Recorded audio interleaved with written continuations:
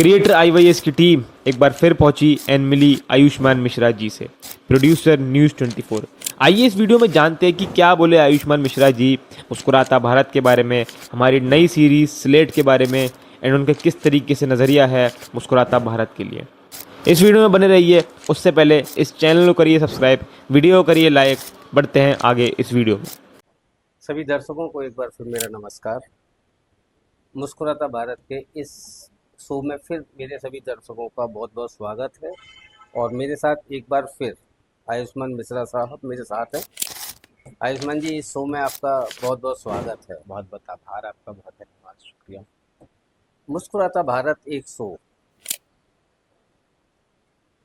मुस्कुराहट कहाँ से शुरू होती है किसी के भी जीवन में? क्या लगता है आपको, बचपन से, जवानी में या बुजुर्ग में?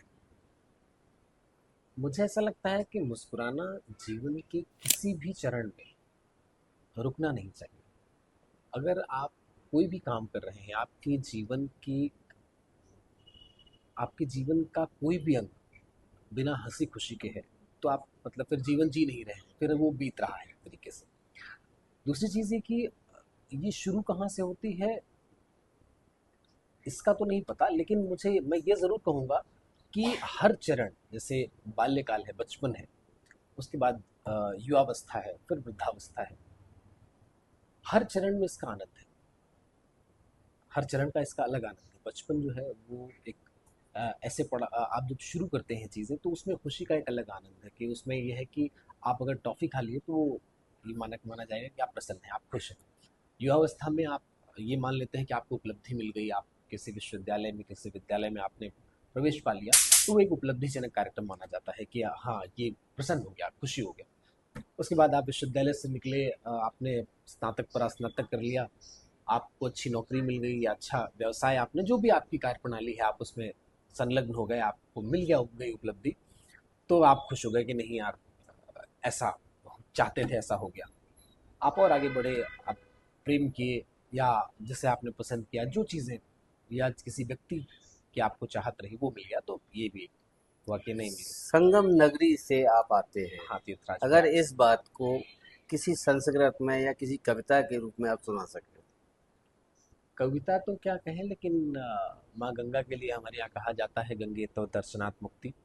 गंगा के दर्शन मात्र से मुक्ति है। और गंगा अविरल है अपने आप में, और वो इस बात का उदाहरण है कि जल चाहे कम हो या अधिक हो, गंगा गंगा है। और माँ गंगा का प्रवाह जो है वो मतलब उनकी आभा को कम नहीं करता। वो चाहे कम धारा हो, उसकी धारा तेज हो, धीरे हो, पानी कम हो, ज्यादा हो, रेत अधिक हो, गंगा तो गंगा है। उसकी पवित्रता पर कोई संशय नहीं। वो एक उदाहरण इस बात का देती है कि आपके जीवन में उतार चढ़ाव सतत रूप से आते रहते हैं, लगातार उनका एक क्रम बना रहता है। आप उस उतार चढ़ाव के बीच कितना संतुलन रख पाते हैं, कितना आप ठहराव ला पाते हैं, ये उसका उदाहरण मीडिया के क्षेत्र में जब आपका आना हुआ, जब आपने अपना शुरू किया है। जीवन, लाइफ न सर्विस वाली, क्या प्रेरणा आपको कहाँ से मिली? क्या उस मे- प्रेरणा में कहीं ना कहीं मुस्कुराहट छुपी हुई थी जब आप सक्सेस हुए, जब आप सर्विस में आए? नहीं, मैं अगर मीडिया की आपने बात की है तो ये बहुत बड़ा, बहुत बृहद विषय है अपने आप में। भारत भूषण बहुत बड़े लेखक रहे हैं, उनकी पंक्तियां हैं। सर्प के आलिंगनों में मौन चंदन तन पड़े, सेज के सपने लिए कुछ फूल मुर्दों पर चढ़े। तो मीडिया में आने के बाद स्थितियां कुछ वैसी ही हैं। वर्तमान सापेक्ष में, हालांकि वर्तमान में मैं जिस संस्थान में हूँ वहाँ पर लिखने पढ़ने की अ, बहुत स्वतंत्रता है। एक मानक के अनुरूप अगर देखा जाए तो लगभग 90 से 95% स्वतंत्रता है कि आप जैसी सामाजिक परिस्थितियां हैं वैसा आप प्रेजेंट कर पाएँ, वैसा आप दिखा पाएँ। इस स्तर तक स्वतंत्रता है। लेकिन अभी का जो एक दौर है, उसमें पहली बात तो विचार शून्यता अधिक है। लोग लोगों में शिक्षा का स्तर जो है वो सतत रूप से गिर रहा है।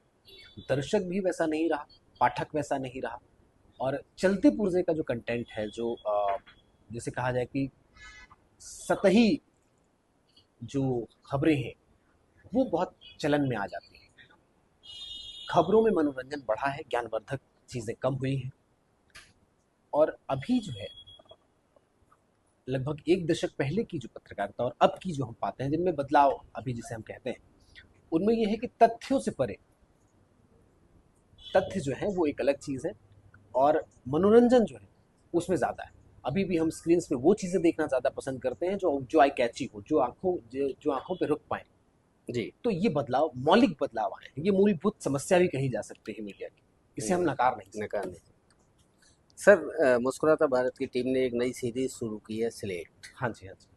मैं अब मेरा डायरेक्टर अभी आपको एक स्लेट देगा हाँ जी। और एक चौक देगा। हाँ हाँ। उस पर आप एक शब्द लिखिए, समाज के लिए, हाँ राष्ट्र के लिए, हाँ। या मुस्कुराहट के लिए। अच्छा। और उस शब्द पे आपको 2 मिनट बोलना भी है।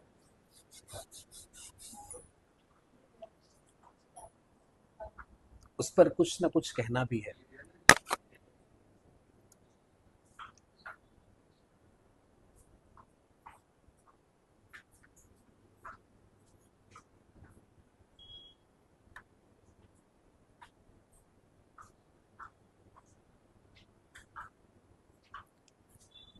ये आपने शब्द लिखा अपना।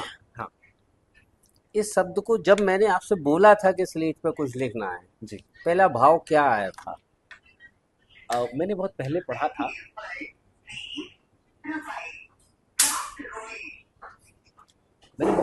था, कि जहाँ पर अपनापन होता है वहाँ पर सब कुछ अच्छा लगने लगता है।